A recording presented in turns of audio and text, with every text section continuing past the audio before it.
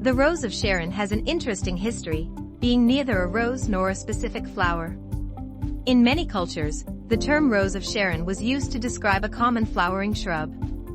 The name was taken from the Bible, where it appeared as a descriptor for an unknown plant.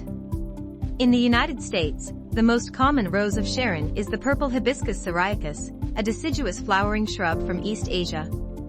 However, the term can also refer to the Hypericum calycinum, or Hibiscus rosa-Sinensis.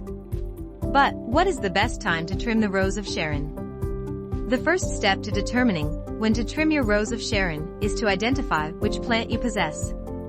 Once you have this information, you can discover the best time to prune, make adjustments to the environment, and even deadhead when necessary. When to trim Rose of Sharon?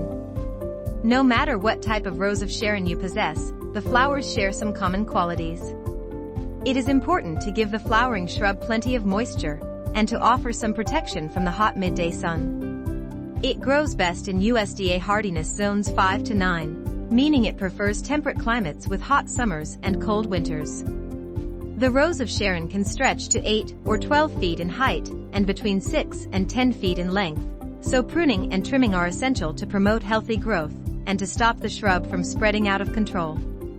The dormant season. The best time to cut Rose of Sharon is during the dormant season. This dormant season occurs in late winter or early spring, typically around March. However, the shrub will thrive and trimmed at any point in the following months until early May. Try to avoid cutting the shrubs when there is still a risk of significant snow or ice. The cold can damage the freshly trimmed branches. Remove as much dead or damaged wood as you can, as these branches won't be able to grow, and can affect the overall health and appearance of your shrub. If you are experiencing unusual weather, stick to the calendar. If you trim the Rose of Sharon too soon or too late, it is possible for the plant to experience shock. Shock is damaged from the elements, and your flowers will be unable to grow and bloom properly once damaged. How to trim Rose of Sharon? When it comes to the Rose of Sharon, determining how much to trim depends on how tall and wide you are willing to allow the shrub to grow. If you have a finite amount of space, you will want to prune more frequently to avoid having branches and blooms in strange locations. To prune properly, be sure to get a pair of gardening shears capable of cutting through the branches. Trimming by sections. Occasionally, you're going to encounter a couple of natural characteristics in the Rose of Sharon that need to be eliminated for overall health and wellness. For example, if you come across crisscrossing or intersecting branches, it is best to eliminate at least one of them so growth occurs unimpeded. You can use a pruning saw rather than shears, as these branches tend to be thicker than others and occur near the bottom of the shrub. If you see any branches that are brittle, rotting, or colorless, get rid of those as well.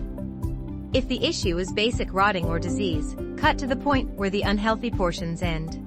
Rejuvenation pruning. If the entire branch seems weak or discolored, cut the entire thing. Don't worry about eliminating too much, as it is best to cut the Rose of Sharon back to 2/3 of its current size. This practice is called hard, or rejuvenation pruning, and can be best for Rose of Sharon shrubs that have not grown well in the last 2 years. When hard pruning, remember that you will likely grow fewer flowers, but they will be brighter and more vibrant because the plant can dedicate more resources to each bloom. Pruning the new growth. Finally, you should focus on pruning the new growth along the top. A major problem for the Rose of Sharon is its tendency to grow up before it grows out. When poorly cared for, the Rose of Sharon can become extremely tall, making it difficult to treat and care for. When pruning, focus on eliminating branches that are longer than the rest and that stick out too much on the top. You can also get rid of branches and twigs on the sides to make a more pleasing shape.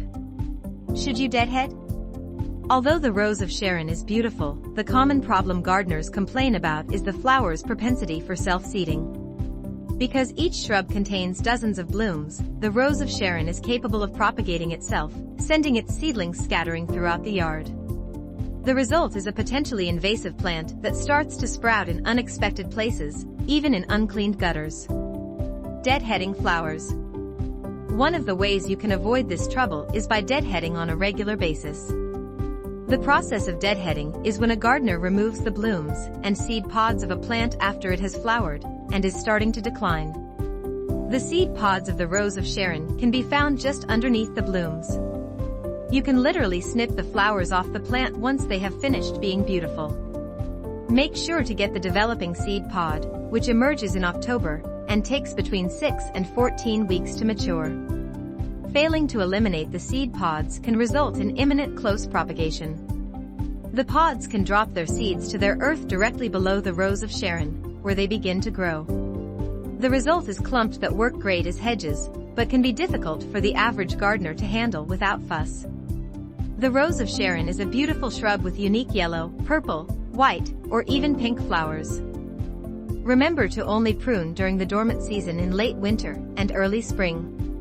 Try to target unhealthy or long branches before trimming other sections of the plant. If you are struggling with trimming, switch from shears to a pruning saw and focus on discoloration. Try to eliminate 1/3 of the plant for maximum benefit. If you like this video, don't forget to like and subscribe.